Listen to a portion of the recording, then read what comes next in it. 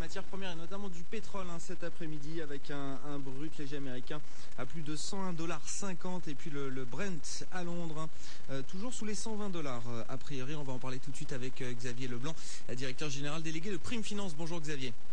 Bonjour Grégoire. Petite accalmie effectivement depuis quelques jours sur le front des matières premières et notamment sur le pétrole. Si on commence avec le pétrole, Xavier, c'était même assez dur je crois pour les deux dernières séances. Là on rebondit un petit peu aujourd'hui, mais on a quand même bien reculé.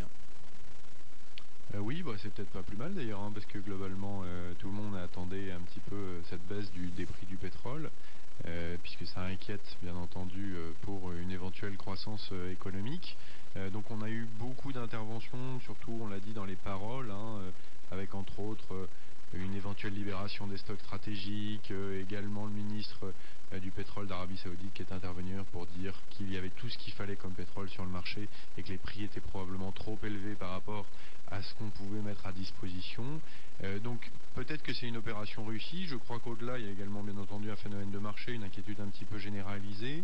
Parallèlement à ça, on sait que le FMI également a tiré la sonnette d'alarme sur le sujet en disant on va probablement avoir une croissance qui sera beaucoup plus faible qu'attendue, et donc que consécutivement à ça, on devrait avoir une baisse du prix du pétrole.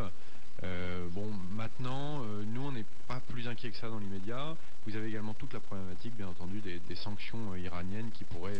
Oui, il y a sanctions et contre-sanctions là. Enfin, les sanctions du côté européen et puis l'Iran qui riposte avec d'autres sanctions. A priori, là, ce sont les exportations vers l'Allemagne qui ont été coupées aujourd'hui. Ce sera peut-être bientôt le cas pour l'Italie aussi, je crois. Oui, alors ils avaient prévenu, ouais. On le savait. On sait que l'Europe était allée un peu vite. C'est d'ailleurs aussi pour cette raison qu'ils avaient reculé leur intervention réelle au 1er juillet.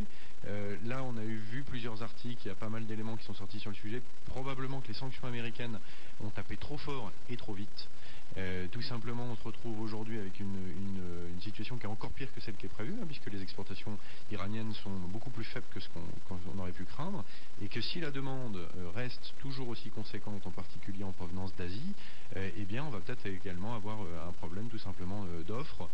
Donc il y a ces deux forces, d'un côté une crainte de récession économique, mais en face une problématique d'offres qui fait que le prix du pétrole au final il reste quand même à des cours très élevés, le WTI au-dessus de 100 $, et le Brent est quand même à 120 $. Donc au final, sur un prix moyen, le prix du pétrole est à un cours très élevé, même record, puisqu'on est en train de casser tous les records actuellement.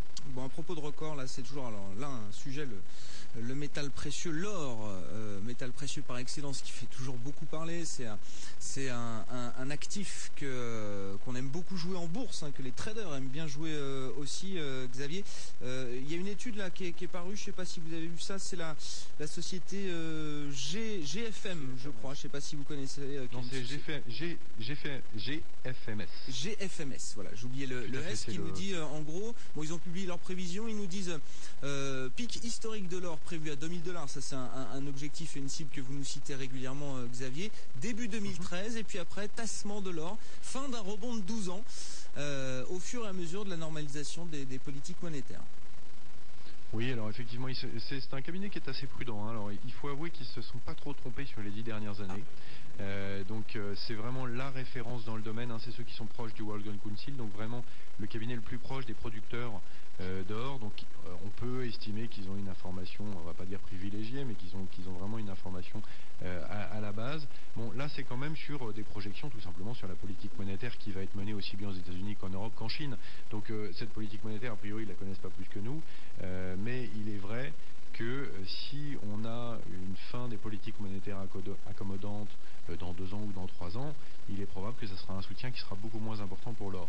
Malgré tout, à court terme, on est plutôt dans le sens inverse, à savoir qu'on a quand même des craintes importantes, les taux espagnols qui sont montés très fort, on voit tout de suite qu'on a un retour immédiat sur l'or, et c'est un peu ce qu'il nous dit, c'est à court terme on va peut-être avoir un tout petit tassement, on l'a eu, à notre sens c'est encore à nouveau des occasions d'achat pour l'or, mais pour les métaux précieux en général, parce que je pense que ça va au-delà, il faut retourner vers les actifs réels sans aucun doute, si on a toujours ces craintes, et elles le sont bien présentes aujourd'hui. Donc nous on est toujours positionné sur ce côté, en se disant il y a toujours beaucoup de potentiel dans le domaine des métaux précieux et de l'or. Merci beaucoup Xavier pour ce point sur quelques-unes des matières premières que vous suivez chez Prime Finance. Vous êtes le directeur général délégué de Prime Finance. Xavier Leblanc donc sur BFM Business. Le CAC a un peu plus d'1h10 maintenant de la clôture qui progresse toujours de plus de 1%.